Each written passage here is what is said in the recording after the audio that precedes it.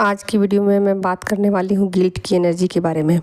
हालांकि बहुत सारी एनर्जी ऐसी हैं जिसमें कि आपकी एनर्जी की फ्रीक्वेंसी लो हो जाती है, डाउन हो जाती है। फियर की एनर्जी होती है, डिज़ायर की एनर्जी होती है, लालच की एनर्जी होती है और उसमें गिल्ट की भी एनर्जी होती है जिसमें डीएफ की एनर्जी की फ्रीक्वेंसी लो हो जाती है, डाउन हो जाती है। ठीक है, तो आज मैं इसकी ही बात करूँगी कि ये कब होती है और क्यों होती है और कैसे ख़त्म हो जाती है। ठीक है, तो देखिए ये जो गिल्ट की एनर्जी है ना, ये सबसे अंतिम स्टेज होती है जर्नी के डीएफ को, जब सेल्फ रियलाइजेशन होता है।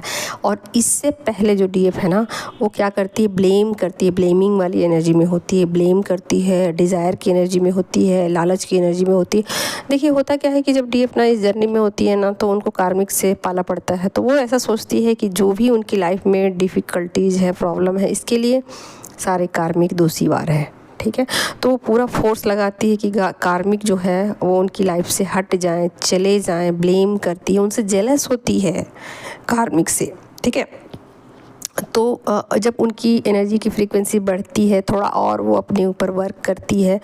आप तो जानते हो कि जैसे ट्विन फ्लेम जर्नी में इनर वर्क होता है, तो वैसे ही वो अपने ऊपर काम करती है, थोड़ा समझती है, थोड़ा टाइम गुजरता है, तो फिर वो अगली एनर्जी में चली जाती है, यानी कि उनकी एनर्जी की शिफ्टिंग होती है। और जैसे उनकी एनर्जी की शिफ्टिंग होती है तब उनको रियलाइज़ होता है कि नहीं, कार्मिक का कोई कसूर नहीं है, कार्मिक इसमें दोषीवार नहीं है।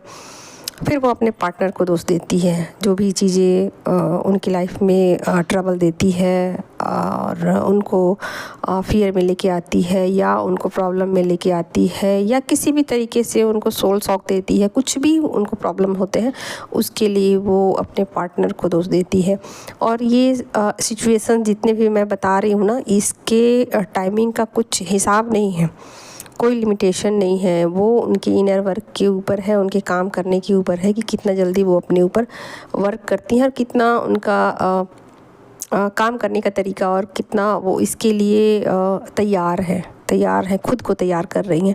तो ये सब कुछ चीज़ें जब वो अपने ऊपर वर्क करती हैं और समझती हैं, जानती हैं, ब्लेम नहीं करती हैं, वहाँ से निकलने की कोशिश करती है, वैसे वैसे उनकी एनर्जी की फ्रीक्वेंसी बढ़ती जाती है। और जब अपने पार्टनर से भी वो डिटैच हो जाती हैं, सेल्फ लव में आ जाती हैं, अपनी एनर्जी को प्रोटेक्ट कर लेती हैं सभी तरीके से, फिज़िकल, मेंटल और सोल लेवल पर भी अपने पार्टनर को डिटैच कर देती हैं, पूरी तरीके से इस चीज़ को रेडी करती हैं, तैयार करती हैं, खुद को, अपने आप को तैयार करती हैं कि नहीं, मैं सेल्फ लव करूँगी और सोल लेवल तक सेल्फ लव करूँगी। और इस चीज़ के लिए वो रेडी हो जाती हैं। और जब वो इस चीज़ के लिए रेडी हो जाती हैं और अपने ऊपर पूरा वर्क करती है ना, तब ये अंतिम स्टेज होता है जर्नी का कि वो सेल्फ रियलाइजेशन में जाती हैं। और जब सेल्फ रियलाइजेशन में जाती हैं तो इस एनर्जी में जाते ही उनको बहुत सारी चीज़ों का पता चलता है, डीप डाउन चीज़ें जो है ना, एनर्जी की जो फ्रीक्वेंसी है उसको वो समझने लग जाती है। और उनको समझ में आ जाती है कि इन सब के पीछे जो भी चीज़ें हुई, उनके सब के पीछे कोई और दूसरा नहीं, मैं खुद ही हूँ, मैं खुद हूँ, सब चीज़ के लिए जिम्मेवार मैं खुद हूँ। और इससे पहले वो ब्लेम करती है, कभी कार्मिक को, कभी डीएम को, कभी किसी को, कभी समाज को, कभी माता पिता को, सब कुछ को वो ब्लेम ही करती रहती है कि ये दुनिया मेरे किसी काम की नहीं, दुनिया वाले स्वार्थी होते, मतलब नेगेटिव चीज़ें। ठीक है, लेकिन वो जैसे ही मतलब सेल्फ रियलाइजेशन में पहुंचती है, उनको पता चल जाता है कि चीज़ें जो है वो मेरे ही कारण हुई हैं, इन सब के पीछे मैं ही हूँ। तो जैसे ही वो सेल्फ रियलाइजेशन में पहुंचती है, बहुत ज़्यादा उनको गिल्ट फीलिंग आती है। और इस गिल्ट की एनर्जी में वो बहुत लंबे समय तक तो नहीं रहती है, लेकिन ये चीज़ें उनको अंदर से अंदर खाती हैं और फिर वो खुद को अकेला पाती हैं। और उनको लगता है मैं क्या करूं, ऐसे सिचुएशन में मुझे क्या करना चाहिए। और ऐसा हो सकता है कि वो इस सिचुएशन में बिल्कुल शांत हो जाएं, बिल्कुल 3D से कट जाएं और हर तरीके से अपने आप को लाचार पाएँ, अकेला पाएँ। और उनको ऐसा लगे कि ये दुनिया मतलब कुछ नेगेटिव थॉट उनको आ सकते हैं कि ये दुनिया बेकार है और अब मेरा जीना बेकार है और मैं जी के क्या करूँगी, और सब कुछ चीज़ें बेकार में की, कार्मिक से झगड़े किए, डीएम से झगड़े किए, जो भी किया मतलब अपने खुद के किए पर शर्मिंदा होना, खुद की चीज़ों को एक बार फिर से देखना, जो भी पास्ट में चीज़ें हुई हैं उनको एक बार फिर से रिकॉल मतलब एक बार फिर से उन चीज़ों को याद करना और ये देखना कि मैंने क्या क्या मिस्टेक किए हैं अपने पास्ट में। तो जब इन चीज़ों को वो देखती है, सोचती है, समझती है, तो वो धीरे धीरे क्या करती है कि सबको माफ़ करना शुरू करती, सबको वो माफ़ करती। हालांकि कहने को तो हम लोग अफर्मेशन डाल सकते हैं, कह सकते हैं कि हाँ सबको माफ़ किया, सबको माफ़ किया, लेकिन जब तक आप डिज़ायर की एनर्जी में होते हो, जब तक आप जेलसी वाली एनर्जी में होते हो, जेलस होते हो, आप लोगों को माफ़ नहीं कर सकते। आप सिर्फ बोलते हो, लेकिन बोलने और करने में अंतर होता है।